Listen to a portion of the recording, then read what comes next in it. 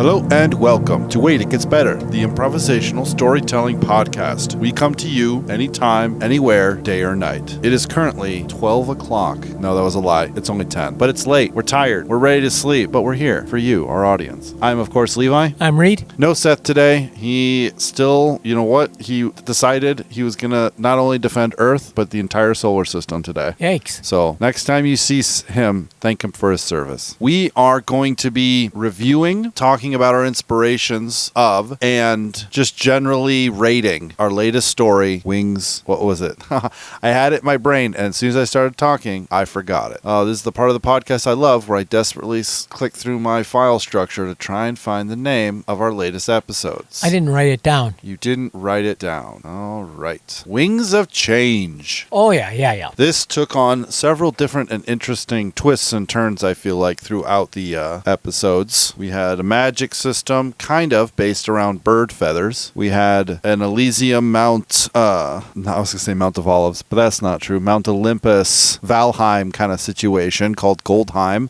We had a city run by birds, kind of. If you haven't, we're not going to do a whole recap of the episodes here, but if you haven't listened to them, go back and listen to them. This episode will make a lot more sense. These fourth episodes are kind of, they kind of stand out by themselves. So, what did you think of this story, Reed? Well, I liked a lot of things about it. I felt like there was the only kind of negative is that I kind of think it, like many of our stories, we get off on a whole lot of really great things and then don't really tie it together into a coherent story. But this one, I thought this was wonderful as far as the bird thing. It's one of my favorite. Well, it was like economic system, but the whole bird thing was really a great little unique twist. Right. So, sometimes I do feel like I waste really good story elements. I'm not saying waste them on your guys' terrible ideas. That's not what I'm saying at all. yeah. Don't hear that in my voice. What I'm saying is I feel like I overperform on a certain thing, and then I spend too much energy on one idea. I need to come up, I think, with simpler ideas. Not necessarily that meld easier, because the whole idea is that we're trying to meld them together. But I also feel the same way. I'd probably rate this one here around a 3. Yeah, I was a little more generous. I was like 5. Oh, halfway there, huh? Halfway to Stephen King's The Dark Tower series. Halfway to Lord of the Rings, huh? Halfway to Wheel of Time, huh? Or half. Yeah, half. Half donkeyed? Absolutely. I like how it took kind of the kind of Greek twist to it, though. I say that as if you guys all saw the same thing I saw in my imagination as we were talking about this. But the lead character went from wearing kind of like your standard sort of fantasy garb. But in my brain, it went from that to kind of foot sandals and togas and robes and marble columns, and like the architecture as we talked about it more, the architecture in my brain kind of shifted to a more Greco-Roman architecture style. Okay. With big tall pillars and multicolored birds kind of flying inside of them, and your sort of Roman style houses, with the big windows, the doors and windows that went all the way through with courtyards in the middle, and big tall apiaries with multicolored birds flying inside of them, my first story element on this one was Pantheon, and I had just gotten a book and was reading about assorted Norse mythology, Norse myths and stories. So I called my Goldheim was kind of patterned after my view of Asgard, with Odin and his sons, Thor as kind of the guard and gatekeeper, and then the mischief maker, the trickster Loki. I had that was Cudgel, and Kang was the Thor character, and I also liked the keepers. And they were I had in the story I had a mountain ridge that was actually a sleeping keeper. I like that. Yeah, it's a thing I actually have to apologize to you about, Reed, because I definitely took your story element and kind of, let's say I dried it in the sun, crushed it up back into flour, and molded it into the bread of my choosing. That's all right. We do that to each other. It's okay. Yeah, I know, but that's one of my goals, I think, going forward, is I want to try and maintain the integrity of the people's story elements and not kind of shift them to fit my goals. It's an artistic artistic muscle I need to flex more, which is taking what comes out of my fellow storytellers' mouths not as cool ideas, but as like the facts and reality of the story. So what can I do to yes and it instead of no butting it? Oh, yeah. You know I what I see. mean? Yep. What can I do to run with their idea instead of kind of, melting it down back into slag and putting it back into bars and making it into my own fun little thing and being like, hey, cool, isn't that cool how I totally changed your idea into something that I thought was cool? It's all right. One of the things that I liked about the story is that is an element when you were you're introducing the birds. Yeah. Is that this was a gift from the creator to the mortals and kind of bypassed like the gods, and the keepers and the guardians and went right to these, fragile earthbound creatures. And it sort of created a little bit like of a jealousy up in Goldheim. I thought that was an interesting twist. Yeah. We see that in, the story of our own creation. I don't know what actually caused Lucifer to decide, it was jealousy. Like I think about Morgoth in the Lord of the Rings in the Silmarillion. Right. And I think one of the things that caused him, one of it was his own desire to make music, but part of it was when, I don't remember the name of the god, the all-powerful god in the Silmarillion, when he showed them a vision of humans. Oh, yeah. All of a sudden it was like, oh, so we aren't your best thing? We aren't your final creation? Yeah. Well, okay, And I think that probably is what motivated a lot of the gods in our story anyways from kind of manipulating and using the birds from their original state, from their regarding them and respecting them. Instead, they manipulated them and used them for power. And I think now that we talk about it, because we at the last episode decided that the birds were kind of like the leftover power or energy from when a person goes on. Yeah. And I think more so they're the wisdom of that person. Okay. Right? So you can use the wisdom or the knowledge from somebody left over, like let's say someone in the past, like a founding father or a philosopher, and you can use that wisdom for either great good or for great harm. Yeah.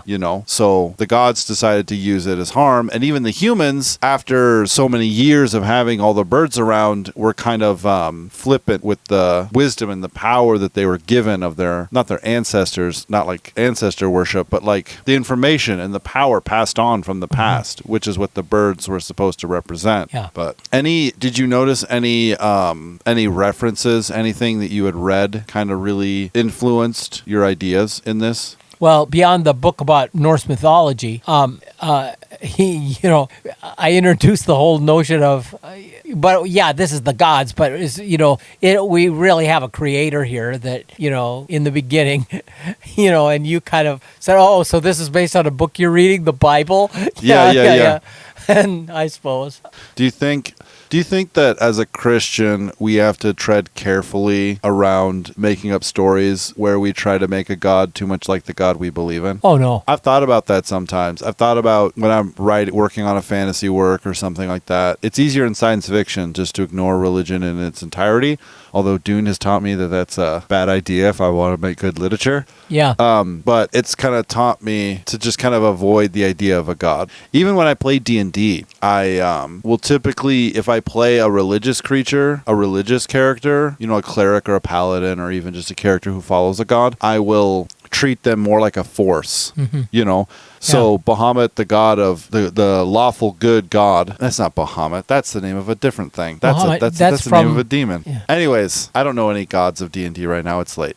But the lawful good, the platinum dragon. Yeah. If there's someone listening who knows, send me an email at waititgetsbettercast@gmail.com and tell me what the lawful good platinum dragon is. But I'll treat him more like the manifestation of lawful good, And then if I play a wizard, like I'm playing a wizard in the campaign I'm playing right now, that's exactly how I view them. He's like a cynical, basically saying the gods are nothing more than giant wells of energy that have personified based on people's collective belief, And I've typically stayed away from, in my writing anyways, trying to like make too much of not a parody, what's it called? Aslan's Jesus? What is it called? Aslan is Jesus. The allegory? Allegory, that's the word.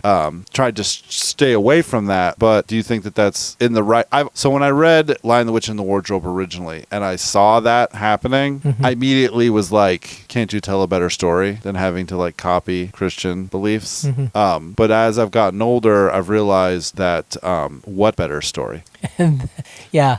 And the other thing that is, kind of, it's almost counterintuitive with the notion of embracing the idea of an all-powerful, ever-present God. When we realize that the God of the Bible, it creates a belief system that's non-predatory. And what I mean by that is it draws people, but doesn't force people. Whereas there are other belief systems that are kind of pretty much, not to say that Christians throughout time haven't fallen prey to behaving contrary to that, but there are other belief systems that are exclusionary in a way that's different, because I just see the God of the Bible doesn't need to worry about that, the all-present, all-powerful God, right? And isn't thwarted by somebody getting out of line, so to speak. Right. I think especially as I have delved more into older forms of Christianity, possibly the oldest form of Christianity, and as I've delved into that, I've definitely got an appreciation for like the length of history and the radical way that there's really good stories. The church fathers of old had some crazy stories that come right out of Kaladin from the Stormlight Archives and his struggle for self-worth. Yeah. Right? Brandon Sanderson's Way of Kings, like Kaladin. Lightbringer. Yeah. Like these people, like you read about them, and then you read about like the Desert Fathers and the early Christians and the like absolute, pardon my French, but badass nature of these people, what they went through and what they were willing to go through. And you're like, I would read that book. Yes. That's what I'm going to try. I just finished the Dark Tower series a week or so ago, and that's what I'm going to try and read more of, because I really believe that their stories are really important. Anyways, that's a bunch of, I've been reading a lot of different things, and so my inspiration for this has been partially the Dark Tower series with the disillusionment of reality, and then the Homer's Odyssey and stuff like that. That's been kind of and then just the crazy, I had that idea with the birds like weeks before. Yeah. And it was just like, I got economic system, and I'm like, I'm doing the birds. And then Wingspan, the board game, which we've been playing a bunch. Yeah. So that's been really cool too. That's what's been getting me on birds, actually. Before I was like, birds are, the CIA runs them. The CIA, they're fake. Yeah. But we've been playing Wingspan a lot. My family has, and it's been really, I've been really thinking about the old birds again.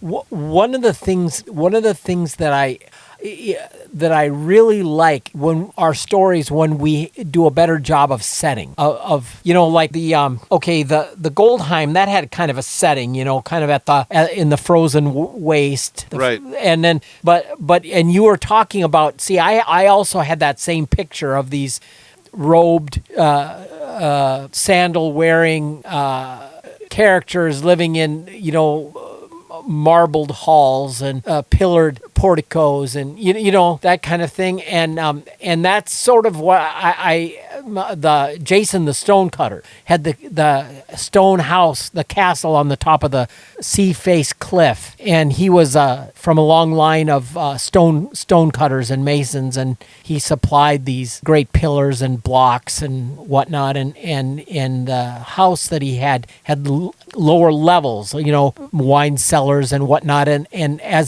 as they delved, they discovered caves, open spaces that had fissures in the cliff face that birds could access, and he had this in the basement levels of his house where it was literally an aviary where birds had taken up residence, and I felt like there could have been a better way to weave his part into the story, but I didn't see it.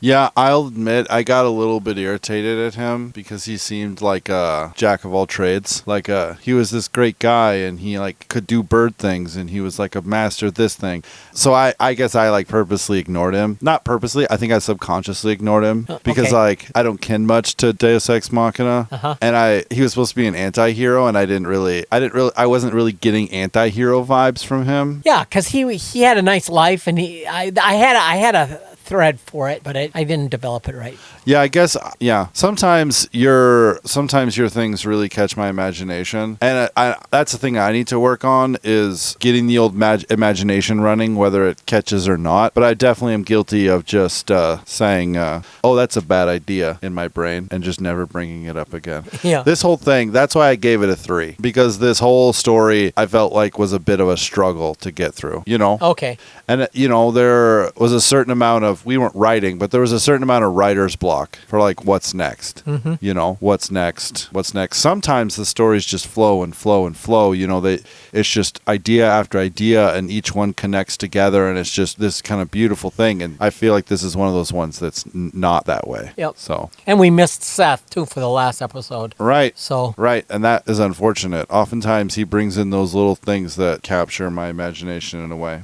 I am I was going to say a string of consciousness writer, a discovery writer when it comes to writing. So it's like if inspiration doesn't hit, I'm sitting in front of the computer with my fingers on the keys looking at a blank page for 30 minutes, Right. So you guys need to provide me with good fuel. But anyways, so this one's kind of short and sweet, a little bit disappointing, but I think I've learned some things from this. I think you're right about the whole setting thing. I think maybe we need to make setting a semi-permanent first episode element. Yeah. That could be. Like right now we have 3 sections of story elements, a first episode, a second episode, and a third episode. And maybe we need to make one that's much smaller that's a first episode to really kind of hammer out more groundwork. And I think we need to make, instead of goal, I think goal needs to be one of them, but I think it needs to be end goal. To be like, this is where the story will conclude. Then wherever we start, we can shoot towards the end. Yeah, I have to say, I've not been comfortable anytime I've drawn goal. I haven't been comfortable with that story element because I like to see it unfold. I don't know how to explain my antipathy to it, but yeah. So when you think of stories, like if you were going to write a story, Yeah. do you think of action scenes in the middle, how it gets off, or how it ends up? Because I see how it begins, and I can kind of infer scenes in the middle, but how it ends up always is a thing that comes to me at a rush once I've filled in the beginning and the middle. And I feel like that in and of itself stalls me, because with no end in sight, what are we working towards? Yeah. We're basically nihilists at that point. We're just saying nothing's going to happen at the end. I also have a real strong affinity for when someone draws the story element history. Placing things in context, and how did we get where this story takes place? And that's why I love when we do sequels and stuff, or prequels, and because I just like filling in that connective tissue. Right. That's interesting. So it's not how the story starts, but it's what setting in which the story starts. What are people's assumptions about the world? Right. That's interesting, Reed. That's good to know. Yeah. That's good to know. All right, ladies and gentlemen, I think we're going to call it there. If you like this story, if you thought, hey, Levi, you should have given it a 10. Reed, you should start writing it right now. Send us an email. Let us know that at waititgetsbettercast@gmail.com. If you thought, yeah, this one should kind of be struck from the annals of history, let me know. Send me a message on Twitter. Well, at @getsbettercast. Just wait. It gets better. Yeah, and don't forget to wait, because it gets better. Thanks, guys. Bye.